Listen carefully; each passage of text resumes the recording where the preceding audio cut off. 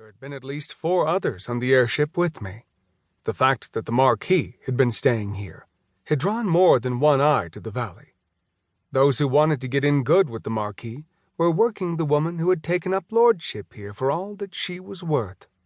It made me want to grind my teeth, considering that the bitch's father had already been a duke before she'd come to this country. The work I put in for the cause, for my family, for our ambition. The fates must have been laughing the entire time to give her so much so easily while making me struggle. Well, I couldn't say I didn't get a fair amount of power in return. We approached the Marquis's airship, and I wiped the annoyance from my face and put on the mask of the perfect lady I had developed. The court was the one place where one wrong word could result in all your hard work being flushed down the drain. You had to be on everyone's side and no one's side at the same time. A servant bowed to me once we climbed on the deck. "Right this way, my lady." "Thank you." It always helped to be nice to the staff of others.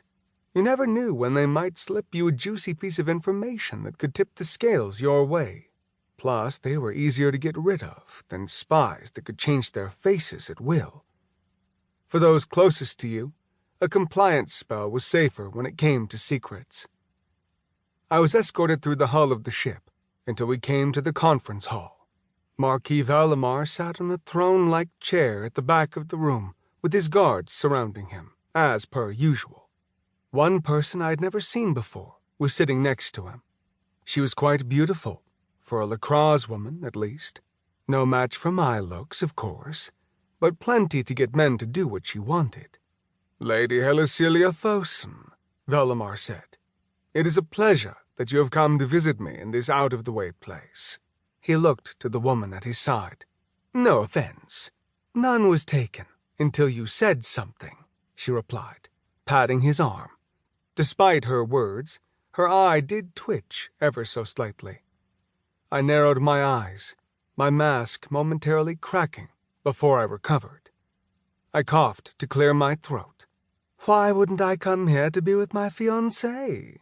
I asked with a pleasant smile that made most men want to drop to the ground and start begging for me.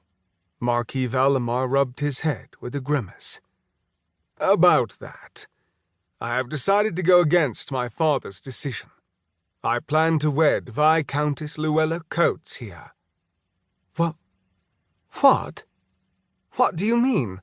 Equal parts rage and horror filled my chest.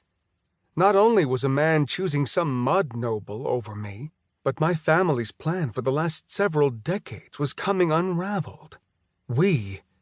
I needed a sacrifice of his caliber to enact the magical ritual that would bring the continent to its knees.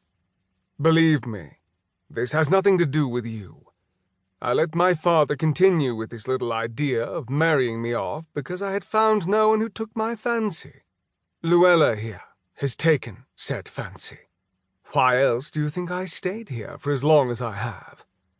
I frowned, unable to think of what to say. With a barely suppressed growl, I turned on my heel and walked away. I wouldn't put up with this. It looked like there were some adjustments that needed to be made to the plan.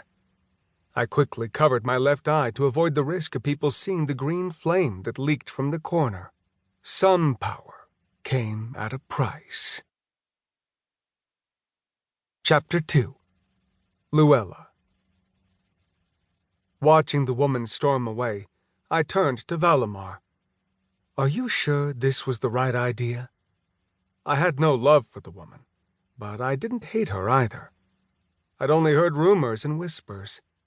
From what I knew, she was about as good a woman as any of them out there.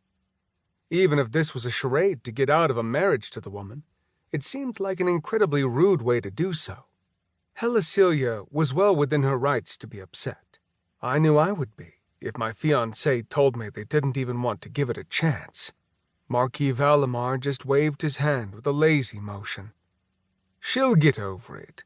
If anything I've heard about her is true, it's that she is extremely resourceful and resilient." I just shook my head and leaned back in the chair. Regret from agreeing to this filled me. Not only had I